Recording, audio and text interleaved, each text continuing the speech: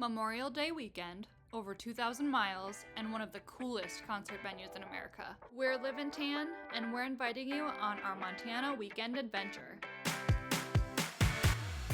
We packed this road trip weekend with several things we love. We hiked, stayed at a unique Airbnb, explored downtown Missoula, and saw Lord Huron perform live at KettleHouse Amphitheater. We left Fargo at sunrise and drove straight through to Montana, about 13 hours on the road. Luckily, we had great music, podcasts, and healthy snacks to keep us occupied. However, by the time we reached Bozeman, Montana, we needed a break from the car. So we stopped at our favorite hidden gem spot in the city to eat our dinner and hear the sound of the Gallatin River at Axtell Bridge. We've got this cool little spot that a local told us of last time we were here, out at Axtell Bridge on the west side of town. The river here is really cool.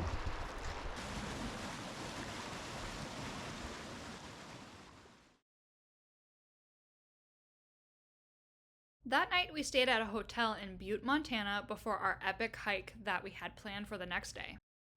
After a quick breakfast at our hotel, our next priority was coffee. We had to stop at Black Coffee Roasting Co., a spot that locals love. It had the coolest atmosphere and delicious lattes. After almost an hour and a half drive from Missoula to Lolo National Forest, we started on the Heart and Pearl Lakes Trail. This is a 7.8 mile out and back trail with roughly 1,300 feet of elevation gain. The trail first leads up to Heart Lake, then to Pearl Lake.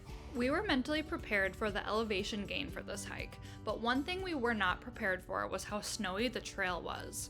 We lost the trail several times on our way up, so if you are someone who has no experience in navigating on a snowy hiking trail, I would recommend doing this hike later in the summer when the snow melts, or downloading an offline trail map. And most importantly, do not forget your hiking poles.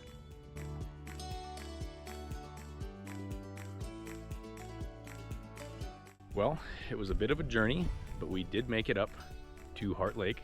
The trail was pretty hard to follow, not very well marked, not a lot of other footprints up here, and it's all snow, so difficult to follow. But we did get here. And what an epic view.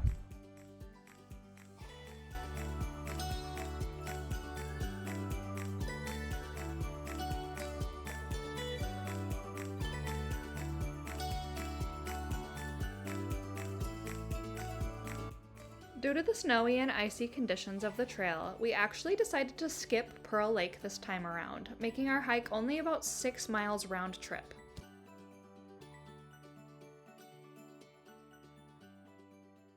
After this hike, we were exhausted. We drove back into the Missoula area, grabbed a quick bite for dinner, and checked into the coziest little farmstead Airbnb right on the river. We were greeted by the owner's cat, Eva, and felt right at home. This woodsy farmstead getaway was so peaceful and the perfect place to recharge before our next day exploring Missoula.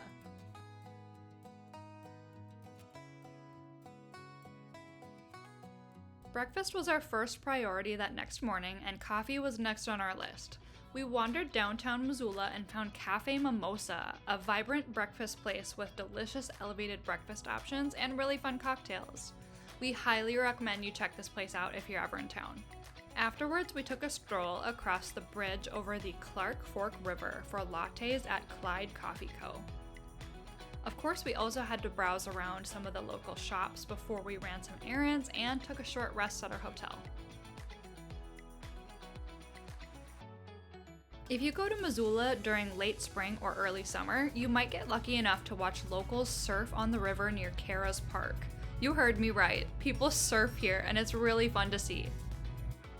While browsing the internet for other activities to do here, we came across Jacob's Island Dog Park.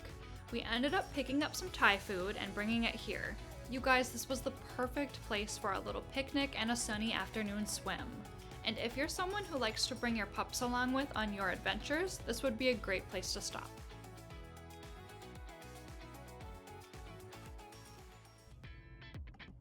Then came the main event, Lord Huron live at KettleHouse Amphitheater.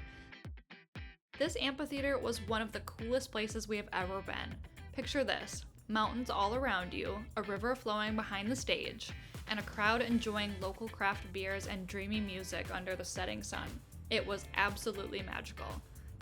We highly recommend you add KettleHouse Amphitheater to your bucket list. And before the show, make sure to stop by KettleHouse Brewing Co. right next door for some burgers and great beer.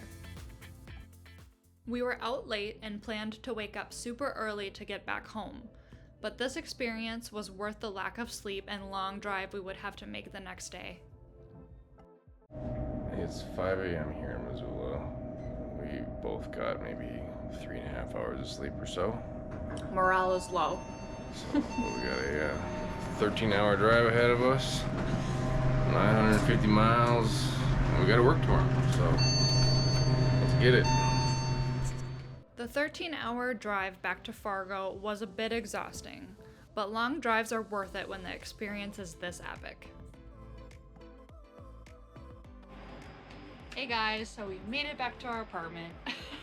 After a little over 12 hours and 950 miles, we did make it back. It got to be a little long, but we felt like it was well worth it. It was a blast. It was so fun. We hope that you enjoy our first attempt at a YouTube video. Hopefully it was entertaining, and then also hopefully you got inspired to go out and create your own adventure.